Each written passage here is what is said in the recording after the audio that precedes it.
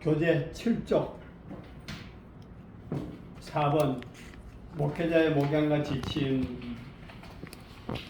우리 한번 같이 읽읍시다. 시작. 목회자의 목양 같이 지침은 모두 다 같이 시작. 목회자의 목양 지침은 그들이 교회 공동체를 섬기고 이끄는 과정에서 지켜야 할 원칙과 가이드라인을 제시합니다. 이것은 그들이 교회 성도들을 성장시키고 이끌어가기에 따라야 할 지침입니다. 목회자의 그것은 그들이 네, 같을 수 있습니다. 자, 우리 목양,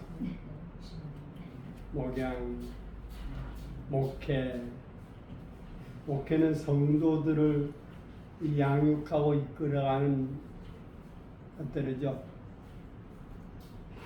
사실 목회만큼 어려운 것도 없다고 봅니다. 왜냐하면은 목회는 성도들의 영혼을 이끌어가는 일이기 때문에 참 어렵습니다. 사람이 사람을 다룬다는 것도 어려운데 영혼을 다룬다는 더더욱이 어려워요. 어려운 일이기 때문에 더 부단히 우리는 공부해야 하고 깊이 알아야죠. 성도들의 상태도 알아야 되고 그 성도들을 어떻게 다루어야 할까. 의사는 환자를 정확하게 진단하고 또한 그 정확한 부분을 수술하고 거기에 맞는 약을 처방하는 것과 같다고 봅니다. 하나님의 말씀을 크게 나누는 신약과 구약이 있는데 이 약을 영혼들에게 어떻게 먹이고 어떻게 저들에게 심어줄 것인가에 따라 성도들은 달라진다고 봅니다. 어떤 성도들은 어떤 말씀을 주어야 하고 어떤 성도는 이런 말씀을 주어야 하고 그걸 깊이 알아야 된다고 봅니다. 그래서 목회는 쉬운 것이 아니고 어렵다라고 이해를 하시기 바랍니다.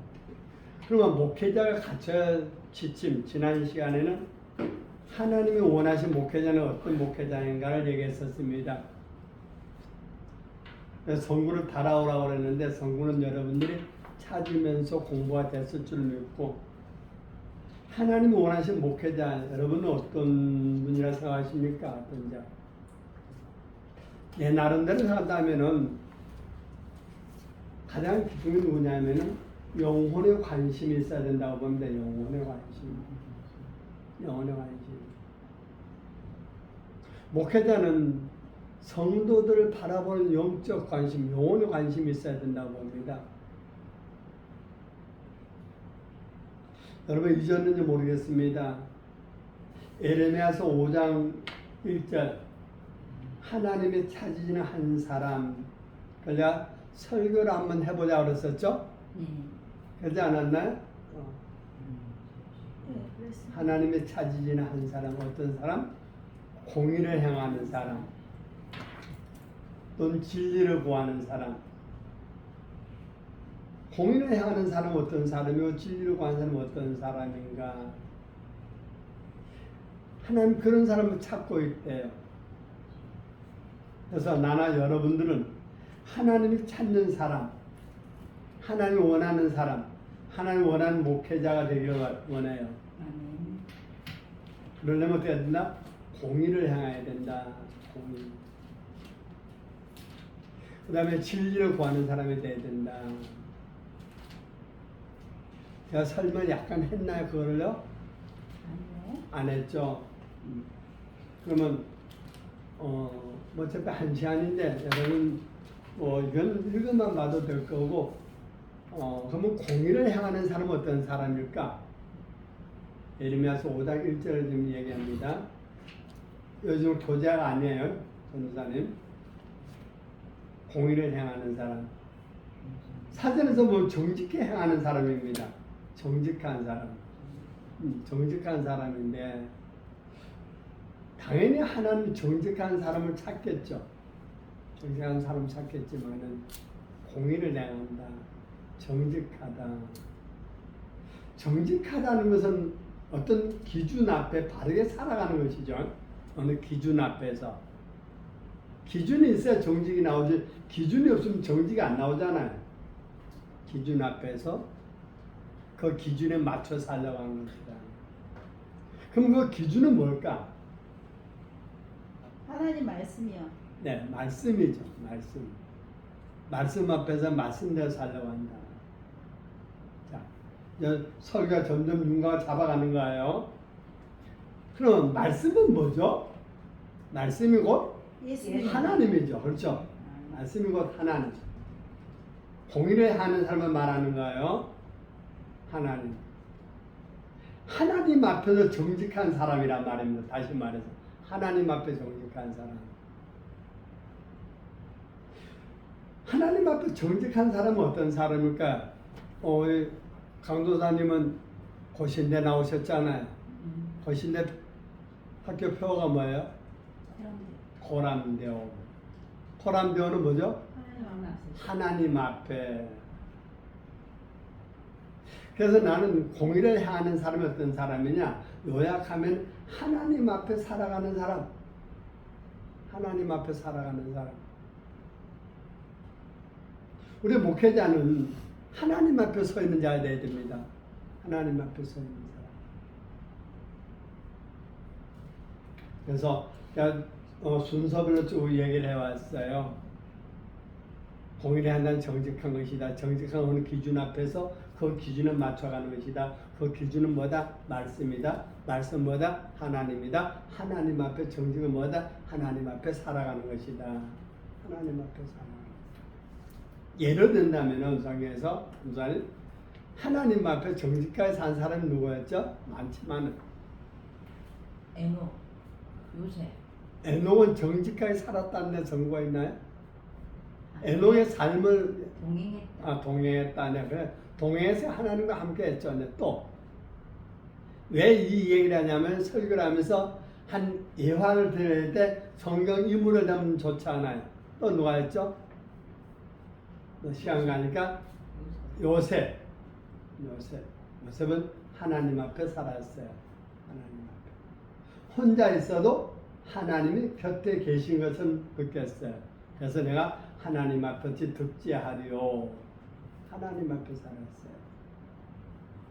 하나님 앞에 산단 말은 다른 말로만 무슨 말이냐면 하나님을 의식하고 살아가라 이 말이죠. 하나님을 의식해야 돼요. 의식. 목회자는 하나님을 의식해야 돼요. 그래서 하나님이 찾으시는 사람들이 어떤 사람이냐면 나를 의식하는 자가 있느냐 이 말이잖아요. 나를. 하나님이 그러는 거야. 나를 의식하고 사는 사람이 있으면 한번 찾아봐라. 그 정도에서 여러분들이 목사하시면서 깨달은 것을 삽입해서 공인을 찾으시는 사람에 대해서 설명을 하면 될 것 같아요. 그 다음에 진리를 구하는 사람. 앞에는 행하는 것이었고 그 다음은 구하는 사람. 진리가 뭐죠? 말씀. 예수께서 그랬잖아요. 내가 곧 길이요 진리요 생명이라 그랬잖아요. 예수님의 진리잖아요. 그러면 예수를 구하는 사람이냐면 진리를 구하는 사람이 예수를 구하는 사람. 예수를 구하는 사람. 예수는 뭐죠? 예수는 자기 백성 죄에서 구원할 자예요. 자기 백성 죄에서 구원할 자. 그러면 진리를 구한다는 것은 누가 나를 구원하랴? 사도 바울이 그랬잖아요. 이 사망의 몸에서 누가 나를 구원하랴? 나를 구원해 줄 줄을 찾는 사람, 구원해 줄 자를 찾는 사람. 자, 그러면 검사님 이거 잘 한번 생각해 봐요. 예수는 구원할 자입니까? 구원하신 자입니까? 구약에는 구원할 자였는데 신약에 와서는 구원한 자로 그렇죠. 바뀌셨습니다. 독선합니다. 구약에서는 구원할 자였었는데 그분이 오셔서 십자가 지셨음으로 말미암아 구원한 자입니다. 이제는 구원한 자. 그래서 예수는 우리를 구원하신 분이에요. 구원하신 분. 우리가 구원하신 그분을 믿고 그분을 드러내는 사람을 이제 말하는 거잖아요. 구원할 자. 에레미야서 기록될 당시에는 구약이었어요. 구약. 그러니까 구원할 자를 찾았지만 이제는 구원하신 분을 증거하는 사람이죠. 주님은 이 시간에 원하는 건 무엇이냐면 예수님 당신을 증거할 자를 찾습니다. 증거할 자. 나나 여러분들은 예수 좋아서 예수 증거하자고 이 길 들어서지 않았나요? 그렇죠? 아멘. 우리 인생을 걸만하기 때문에 여기에 들어오지 않았나요? 아멘. 우리는 이런 사람을 주님은 찾고 있습니다. 그렇게 해서 여러분 설교를 한번 만들어 보시고요. 이제는 다른 거 더 어려운 거 하나 드려요. 제목을 드립니다. 성공한 인생. 성공한 인생. 모르겠어요. 우리 전도사님 같은 분들한테는 좀 어려울지 모르겠습니다만 강도사님 정도는 제목이에요. 이 제목을 가지고 어떤 사람이 성공한 사람인가 인생이 어떤 사람이 한번 써보세요. 이제 성공한 인생. 성공이란 무엇인가? 지금 힌트를 드리는 거예요. 성공한 인생. 성공이란 무엇인가? 그래서 여러분 찾으셔야 돼요. 성공한 인생은 성공이 과연 무엇이 성공인가를 우리가 알아야 되잖아. 성공. 하나님 뜻을 잘 깨닫고 나중에 해라, 감사. 성공한 인생, 성공이 뭔가를 해야 되고 우리 인생 궁극적 목적은 무엇인가? 우리 인생의 궁극적 목적. 우리 인생의 궁극적 목적이 뭔가?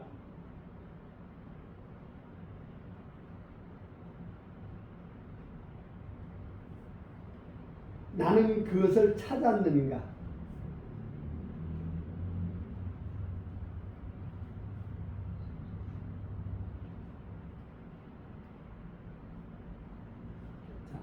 그리고 건너뛰어서 이제 성공이 무엇인가 여러분 찾아야 되는데 나는 성공하려면 어떻게 해야 되는가?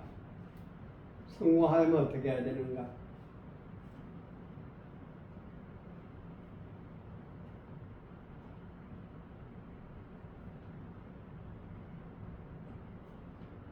그 다음에 성공자의 결론은 마무리의 성공자의 결론은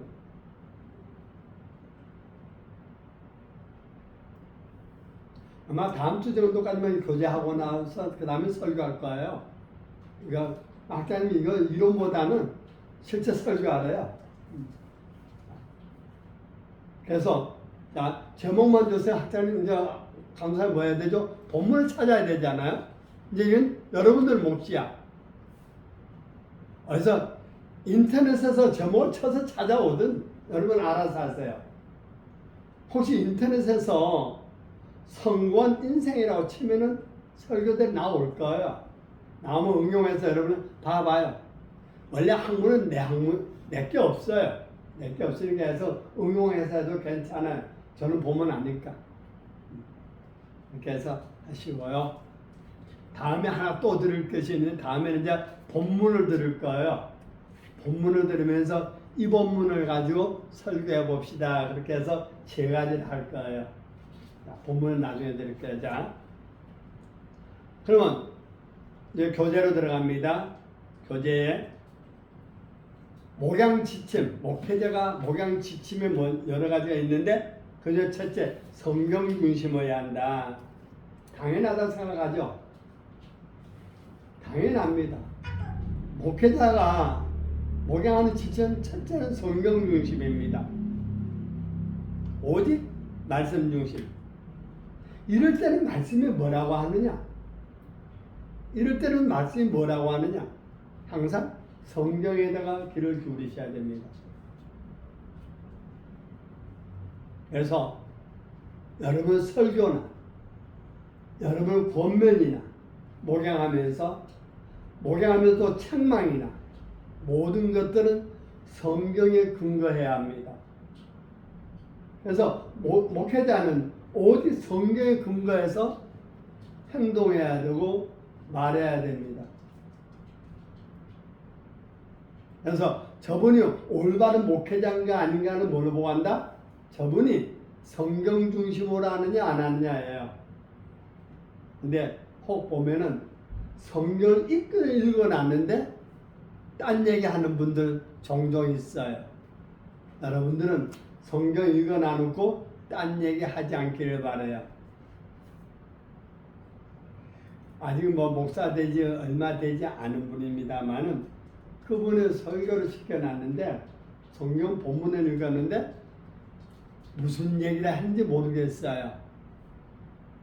근데 참 내가 간섭할 자리는 아니어서 말은 안 했는데 묻고 싶은 말이 있었어요. 오늘 하고 싶은 말이 뭐였어? 하고 싶은 말이 뭐였어? 성경에서 하고 싶은 무슨 말이었는데 그렇게 말했냐 이거죠. 그래서 여러분들이 설교할 때는 항상 그 성경에서 말하고자 하는 의도가 뭔가를 반드시 그걸 찾아야 됩니다. 이 성경에서 하나님이 이 말씀을 통해서 하시고자 하는 의도가 무엇인가 그걸 찾아야 돼. 제일 먼저 그걸 찾아야 돼.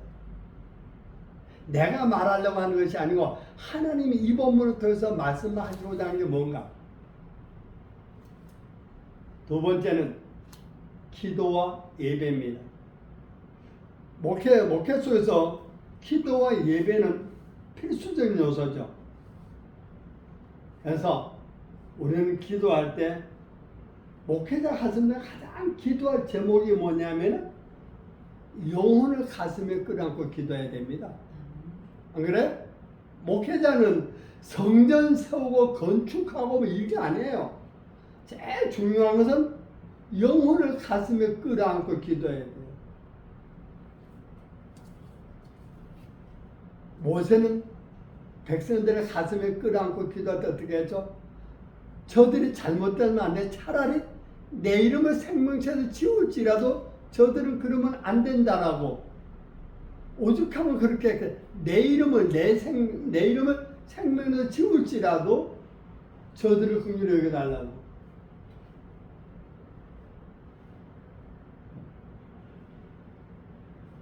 전도사님 기도 많이 하시죠? 우리 전도사님도 그러시고요. 기도하십니다. 하나님 나 진짜 하나님 내가 성전을 크게 지어서 정말 하나님 앞에 영광을 돌리고 싶습니다. 성도들 주시옵소서 성도 주옵소서 그렇게 해서 정말로 눈물로 기도하는 사람이 있어요. 그 사람하고 우리 성도 하나밖에 안 돼. 우리 성도 한 분밖에 안 돼. 그 성도를 끌어안고 그 성도와 더불어서 밖에 멸망하고 있는 저들을 끌어안고 기도하는 거 뭐를 더 기뻐하실까? 나는 하나님 입장에서 본다면은 내게 주어진 한 영혼을 가슴에 끌어안고 기도하는 게 하나님 더 감동하리라고 봅니다. 내게 주어진 영혼, 내게 맡겨진 영혼, 정말 그를 가슴에 끌어안고 기도. 그렇게 기도한 게 누구냐면 다윗이었습니다. 자, 세 번째, 사랑과 배려. 이 사랑과 배려는 희생적인 사랑입니다. 목사는 희생하는. 그래서 목회자는 성도들에서 희생해야 돼. 희생. 뭐를 희생할까요? 목회자가 집 팔아서 하라는 얘기 아니에요. 돈 벌어서 성도들 밥 해주라는 얘기 아니에요. 정말 내가 희생하는 건 내 온 마음을 거기에 쏟으라는 얘기예요. 시편 23편 시를 보면 여호와는 나의 목자시니 내게 부족함이 없으리로다. 그 시가 어떻게 나왔을까요? 저는 이렇게 생각합니다. 다윗이 목동으로 있을 때에 양과 함께 양떼들하고 살았습니다. 다시 말하면 짐승들하고 있었어요. 근데 그 짐승들 양떼들을 자기가 돌보지 않으면 이리떼가 와서 잡아먹어요. 내가 돌보지 않으면 안 됐어요. 그래서 양떼들에서 졸지도 않고 늘 지켰단 말입니다. 우리는 성도들을 그들의 영혼을 지키는 자가 되어야 돼요. 뭘로? 말씀과 기도로. 말씀과 기도. 그러려면 희생 안 할 수가 없어요. 안 할 수가 없어요.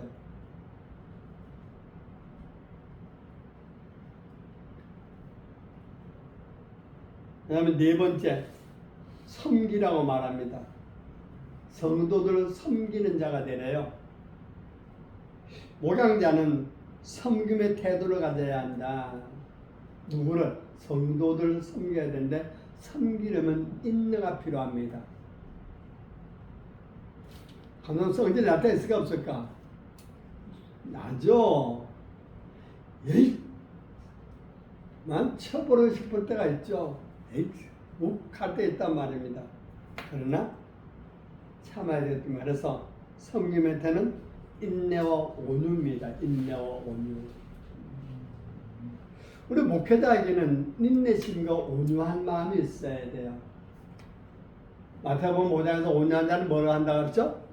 땅을 기업으로 얻는다. 온유한 목회자는 성도를 얻습니다. 온유한 목회자는 뭐냐? 땅을 기업으로 받는 게 성도를 얻어요. 그래서 온유한 목사 밑에 성도들이 모여요. 성도들이.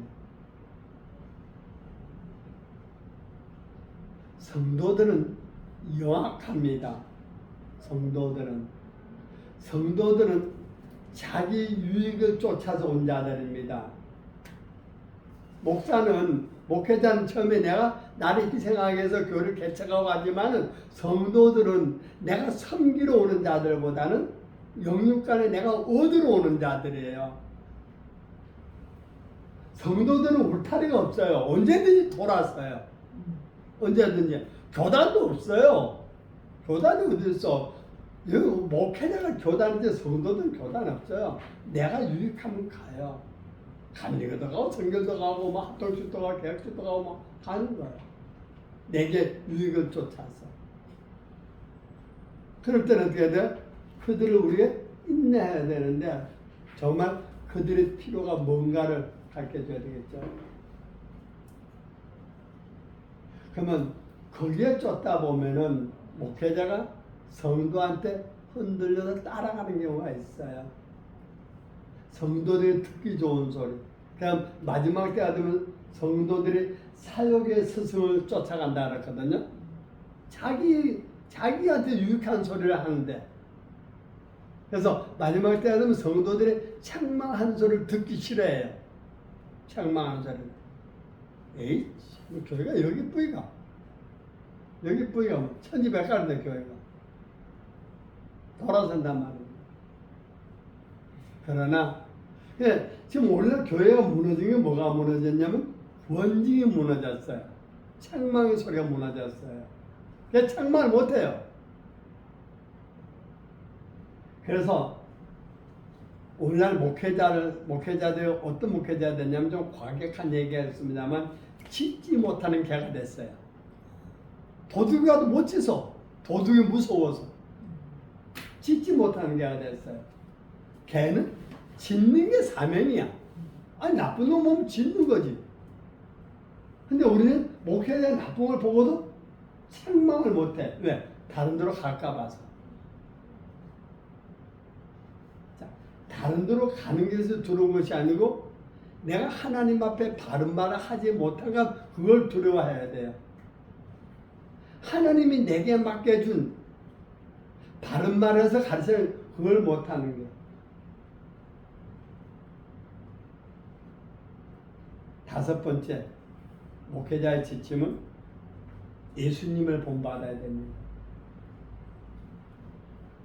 사도 바울이 누구를 본받으라 했죠? 나를 본받으라고 그랬어요. 나를 본받으라.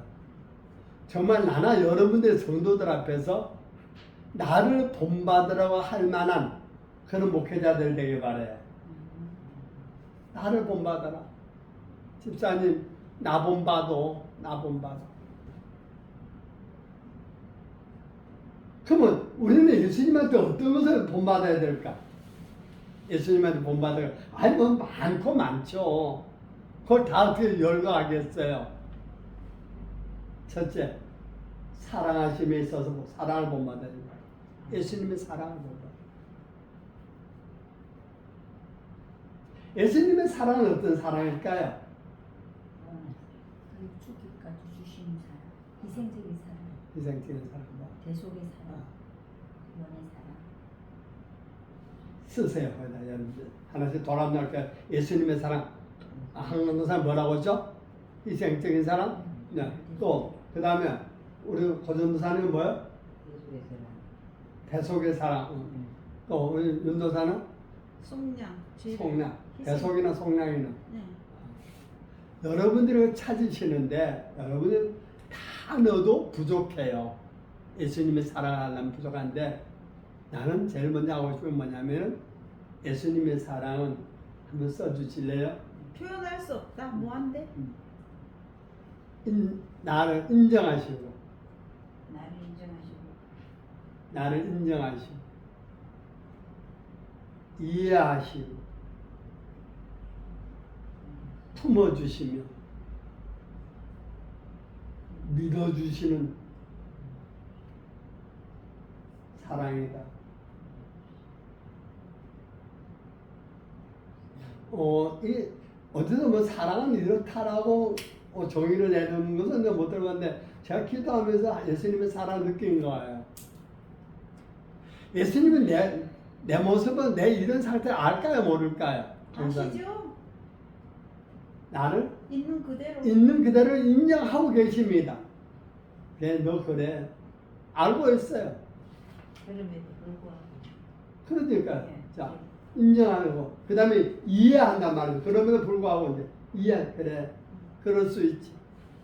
그럴 수 있지. 이해해 주시. 우리가 성도들 하면은 교회에서 술 고주먹게 하나 왔어 이거. 차라리 안 왔으면 좋겠어. 왜 예배 시간에 술 먹고 왔지? 그래 소리 질러서 이거 어떻게 이거? 그냥 꾸역꾸역 오네? 어떻게 이거? 아저씨 예배가 반대해서 오지 마시오. 그럴까요? 감당이 안 돼. 그때 예배에 방해가지고 어떻게 이거? 새벽 예배를 드리는데 제가 전도사 때예요. 한 사람이 비쩍비쩍 들었더니만은 강다사면 목사! 우리 목사님한테 전도사니까 뛰어가서 잡았죠. 야! 그러고서 소리 지르면 자는 거예요 또. 새벽기도에 엉망이 돼버렸죠. 그래 이제 개인기도 시키고 이제 목사님 들어가셨어요. 그래서 이제 깨워가지고 위에 이제 목양실 위에 이제 유아실에서 이제 재웠어요. 재워 나서 이제 좀 자라고 그러고. 그렇지만 내가 어제 이제 집에 갔다 오니까 가고 없어요. 가고 없는데 전화가 왔어요. 내가 내일 그 교회 불 질러 버릴 겁니다. 이게 뭔 소리야? 아니 왜 그래요? 그랬더니만은 오늘 저녁에 불 나면은 그거 타고 없을 테니 알라고. 그래 이제 어떻게 이제 수놈을 찾아왔는데 트럭 운전사예요. 트럭 운전 밤새도록 트럭 운전사에서 술 먹고 있다가 그렇게 왔는데 우리 사모님이 유아실에서 발을 뻗고 자는데 냄새 나는 사람이 거기가 와자니까 왜 여기 잠자는데 쫓아내 버리는 거예요. 그랬다 내가 불질러 버린다는 거야. 이런 사람이 왔을 때 어떡할 건가? 그래 오죽하면 술 먹었겠나? 그래 뭔 일이 있었겠지? 술 먹은 그대로 봐주라는 거예요. 그래 품어주라는 거예요. 받아주 그리고 믿어주라는 거네. 지금은 그렇지만 나아질 거야. 우리는 하나님 우리를 믿어주고 계십니다. 우리가 잘해서 믿어주는 것이 아니고 나아질 것을 바라보고 믿어주시는 거예요. 목회자는 그 사랑을 해야 돼, 성도들. 이건 온유한 마음속에서 나오는 거예요. 우리가 본받았는데 아까 한량 없는 사랑인데 정말 우리가 한량 없는 사랑 참 말대로 안 나와요. 우리는 정말 한량 없는 사랑을 베풀어지지를 않아요. 우리가 목회를 하다 보면 목회가 그래도 한 30년 가까이 하다 보니까 나한테 잘하는 성도는 나한테 좋은 말이 가요. 나한테 잘하는 성도는 좋은 말이 가는데 빼딱하게 꼬우는 성도 있어요. 그러면 그한테 좋은 말이 안 가.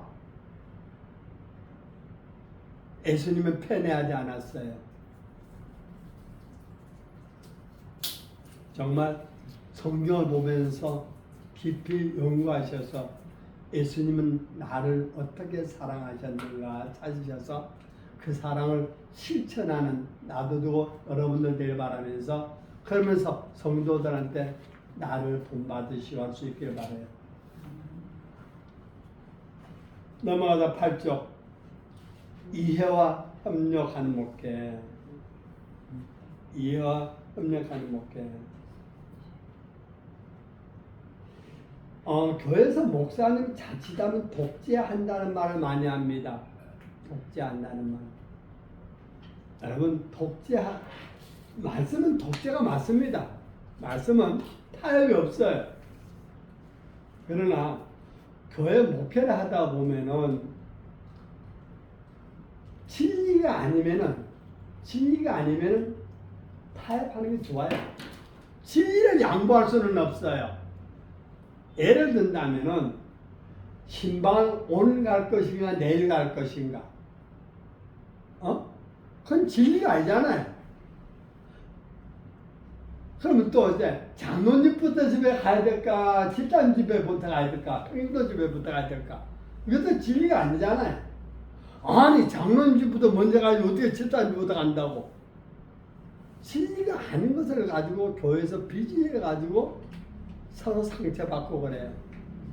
그래서 목회자가 진리가 아니면은 성도들과 화합되는 게 좋다. 그렇게 말씀을 들어 싶습니다. 제가 아는 선배 목사님 한 분은 김해 계시는데 당회를 하는데 한 사람만 반대하면 안 한답니다. 한 사람만 반대해도 장로가 5명인데 어떤 안을 냈다가 한 장로님이라도 그거 좀 생각 좀 해봐야 되지 않겠으면 그렇죠 하면 생각 좀 해봅시다. 그러나 그 다음에 이제 한 달 뒤에 당해가지고 또 안을 내도 이제 그분이 장로님 생각해 보셨습니까, 장로님?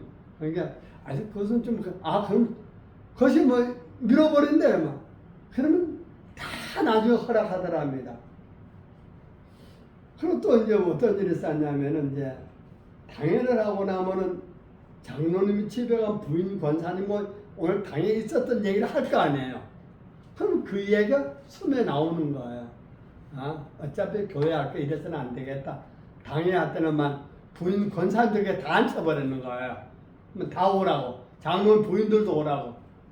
그래가지고 당회는 어디서 해야 돼? 교회에서 해야 되잖아요. 근데 그 장로님, 그 목사님은 식당에 가서요. 식당에서 안 가져가서 먹으면서 이제 그렇게 이제 어떤 분들은 그것이 잘 됐니 못 됐니 했었는데 가서 먹으면서 하니까 한 번도 자기 안이 거부당한 일이 없었다. 근데 그분이 그런 말을 했어요. 진리가 아니면은 서로 화합해서 해라. 진리는 목에 칼에 들어와도 지켜야 됩니다. 예를 들어서 목사님 그 11조 강조인가요? 하십시오. 11조 알아서 내도록 놔두십시오. 그건 진리잖아요. 그거는 성도들 다수결이 아니야. 그 다음 7번 예언과 가르침. 예언이라고 해서 예언이라서 내가 꿈에 뭘 봤다, 환상을 봤다, 당신 어떻게 되겠다 그런 걸 말하는 게 아닙니다. 여기 예언은 미래지향적인 것을 말하는 미래지향적인 것. 어떤 일어날 교회는 우리 성도 신앙생활은 미래지향적인 거예요. 내세를 바라보면서 가는 거예요. 내세. 근데 우리 교회가 땅을 바라보면서 가게 하면 안 되잖아요. 우리 신앙생활은 하늘을 바라보며 내세를 바라보면서 죽음 너머를 바라보면서 신앙생활을 하는 것입니다. 근데 오늘날 교회들이 죽음 너머에 있을 얘기들을 안 하죠.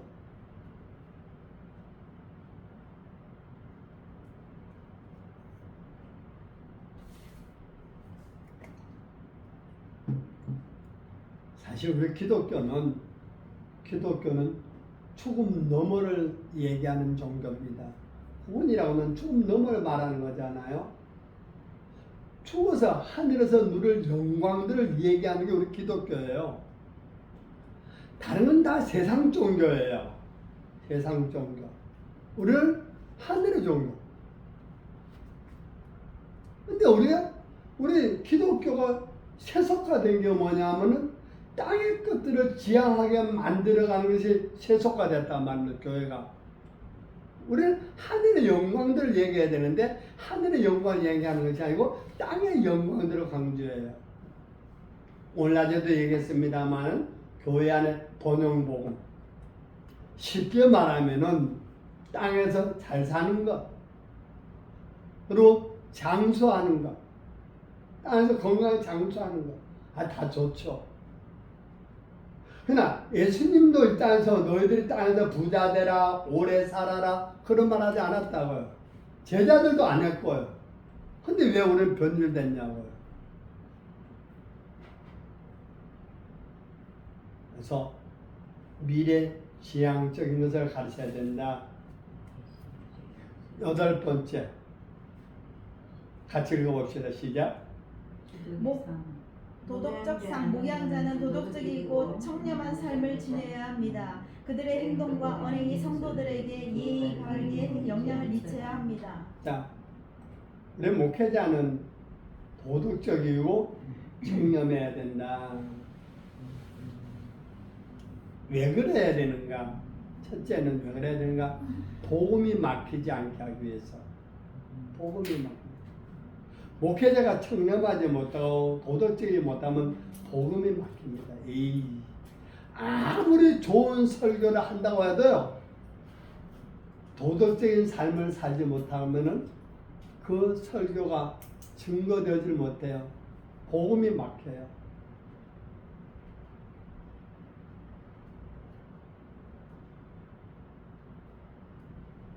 그래서 목회자가 먼저 도덕적이어야 돼요. 그래서 목회자는 아무도 없는 데서도 윤리와 도덕을 실천하려는 습관을 길들여야 됩니다. 아무도 없는 데서도. 예를 들어서 여기 여목회자들인데요. 여목회자 여러분들이 집에서도 옷차림을 함부로 허술하게 입는 습관이 되면 자칫 밖에서도 그렇게 돼요. 밖에서. 또 머리 스타일도 그래요. 이거 머리 좀 헝클어졌다고 복음하고 무슨 상관이 있겠나? 그렇지 모르지만 만약에 우리 한강도 사람이 머리를 새집을 지어가지고 왔어. 새집을 지어서 설교를 한다 생각해봐. 강도사님 하는 설교는 그게 하나도 안 들어오고 새집 지어주는 그 머리만 눈에 보여. 그리고 내가 어떤 언행 하나를 내가 강도사님한테 잘못했어. 예를 들어서 비윤리적인 언어를 했단 말이야. 마음을 상하게 했어. 그건 당신이 가서 고쳐서 내가 어떤 좋은 설교도 안 들려. 그게 안 들려. 그래서 복음을 위해서 내 머리도 옷차림도 말투도 모든 것들 복음이 막히지 않기 위해서 그래야 돼요. 복음이 막히지 않기 위해서. 다른 이유는 아무것도 없어요. 항상 당신이 이뻐지게 하기 위해서 남들이 나를 잘 이쁘게 보라고 해서가 아니라고요. 내 입에서 나가는 복음이 막히지 않게 하기 위해서 내 모습을 꾸며야 돼요. 내 모습을. 말투도 표정도. 정말 강도사님은 설교 원고를 정말 교리적으로 빤데 참 써서 위에서 읽어요. 근데 얼굴이 우거지상이요. 아침 싸움을 했는지 남편은 싸웠는지 그러면 설교가 아무리 해도 성도께 아무도 들려지질 않아요. 참 부끄러운 고백 같습니다만 그럴 때가 많이 있었어요. 우리 아내하고 한참 다툴 때 시기가 있었어요. 사니 못 사니. 그럼에도 교회를 개척해놓고 성도들은 한 20, 30명 됐죠. 저 웅촌에서 가서 설교를 하면 그래가지고 정말 내가 복받쳐 오는 거야. 하나님 내가 이 상태로 어떻게 설교를 합니까? 아버지 이 상태로 내가 어떻게 합니까? 어째 그 기도 준비하고 나면 안에서 울다 보면 좀 그래 이제 설교를 하다 우는 거야. 나 같은 자 이런 설교 한 그 자체가 울면은 성도들 못 보면 따라서 웁니다. 또 목회자가 울면은 참 그런 때 있었어요. 그래서 한 30년 목회하고 온 경험이에요. 복음을 해서 여러분 그래서 토요일날 저녁이면은 여러분들이 마음가짐도 편하게 하고 스트레스 받을 일 없게 하고 가족들한테 부딪힐 일 없게 해야 돼요. 강사님, 네. 장로님하고 기분 분위기 좋죠? 네. 나중에 목회 설교할 때도 그러셔야 돼요. 네. 그런데 사탄이 가만두지를 않아요. 내 설교를 꾸며하면은 희한하게 안 그럴 뿐이 태클로 걸어와. 누가 걸어오냐? 저 옆집 아저씨 하는 것이 아니고 가장 가까이 있는 이가 태클로 걸어. 태클로 걸어. 그러면 내 남편이 그런 것이 아니고 네가 왔구나. 네가 왔구나. 그렇게 해서 넉넉한 마음이 돼야 돼요. 도덕적인 것 중요합니다. 청렴해야 된다. 돈 관리 청렴하셔야 됩니다. 돈 관리. 너무 돈을 몰라도 그래요. 우리 선배 하나는 교회 개척해가지고 자기 동생 부부가 있었는데 재정을 거기다 다 맡겨버렸어요. 그렇게 네 알아서 하지만 지금 사례 얼마 받아요? 70만 원 받아요. 사례 70만 원 받는데 그 사례도 받아서 한 40만 원 집어넣어야 돼 교회에다가 집어넣는데 그래서 교회를 운영하게 하는데 교인들은 한 17, 8명 되는지 몰라요. 그렇게 해서 교회 월세 주고 그렇게 해서 가는데 그 자기 제매가 재정부를 맡고 있는데 애들 이제 그 본목사님 한 분 들어오셨어요. 이제 인지가 없어 와서 있었는데 본목사 있으니까 얼마 전에 계산하다 보니까 본목사 사례를 집사 지 맘대로 줬어요. 담임 목사도 몰래. 그러니까 뭔 소리니까 본목사님도 그래도 와서 했어요. 사례를 담은 좀 줘야 안 되겠어요. 50만 원 지불했는 거예요. 담임 목사 몰래. 그래서 청렴한 교회 재정은 돌아가는 상황은 알아야 돼요. 교회 담임 목사 교회가 수입이 어떻게 들어가고 어떻게 되는 건 다 알아야 돼요. 또 어느 분이 얼마나 하고 그건 알아야 돼요. 왜? 그 성도의 가정의 형편을 알기 위해서 신앙을 알기 위해서 그 재정을 알아야 돼요. 그리고 교회에서 재정을 지출받았을 때는 정말 10원짜리 정확하게 영수증 제출할 수 있어야 돼요. 청렴하시라. 진짜 청렴하시라. 우리 목사님 아이고 돈은 철두철미해. 아까 우리 학장님 여기 아까 누가 뭐 사오고 나니까 바로 계산하더라고요. 교회에서 뭐 하다 보면은 개척하다 보면 집사님 뭐 교회 사오대 올 때 있어. 사오대 있으면 그것을 자기가 교회에다 사내놓는 건지 아니면 교회에서 받을 건지를 잘 구분해서 하셔야 돼요. 구분해서 지불해 줄 것 같으면 최대 지불해서 줘야죠. 마음에 그런 시험 들지 않냐도. 그래서 목사는 청렴해라. 제일 먼저 돈에. 그 다음에 뭐 여기는 그런 게 없으면 이성에. 청렴해야 돼. 우리를 가르쳤던 목사님 한 분 있어요. 교수님이 있었는데 그 얘기보다 내가 한참 상담 사역을 할 때예요. 여자 목사님이 상담을 왔어요. 기도를 하는 목사님인데 잘 들어봐요. 마귀가 시험을 하면 희한하게 합니다. 목사님, 내가 기도원 사역을 하면서 어느 갈데 없는 장로님 한 분이 기도할 때 없다가 기도원에 와서 매주 와서 기도받고 하는데 어느 날 그가 남자로 보였습니다. 어느 날 그가 남자로 보이더래요. 남자 목사님이 여자 성도가 여자로 보이듯이 여자 목사님들도 남자 성도가 남자로 보일 때 있다는 거예요. 내가 집회 상담해서 그러면서 관계가 있었어요. 관계가 넘지 않은 선을 넘어섰는데 그분이 이제는 주장을 하는 거예요. 그래서 여러분 윤리와 도덕의 청렴을 목숨처럼 여기셔야 됩니다. 그 다음에 9번째 같이 읽어봅시다. 시작. 우양자는 교회 구성원들의 영적인 인도와 도움을 제공해야 합니다. 그들은 신앙적으로 성장하고 발전할 수 있도록 지원하고 도와야 합니다. 영적 인도다. 영적 인도란 뭘까? 영적 인도란 말씀 속으로 인도해야 됩니다. 말씀 속으로. 성도들을 말씀 속으로 넣어야 돼. 마치 물 속으로 밀어 넣는 것처럼 말씀 속으로. 때로는 내가 밀어 넣어야 하고 때로는 내가 이끌어 드려야 됩니다. 말씀이 연못이라고 계산한다면은 때로는 연못 속에 밀어 넣어야 할 때도 있고 때로는 내가 연못 속에 들어가서 끌어들이기도 해야 돼요. 영적으로 인도한 두 번째는 예수께로 인도하는 것입니다. 예수께로.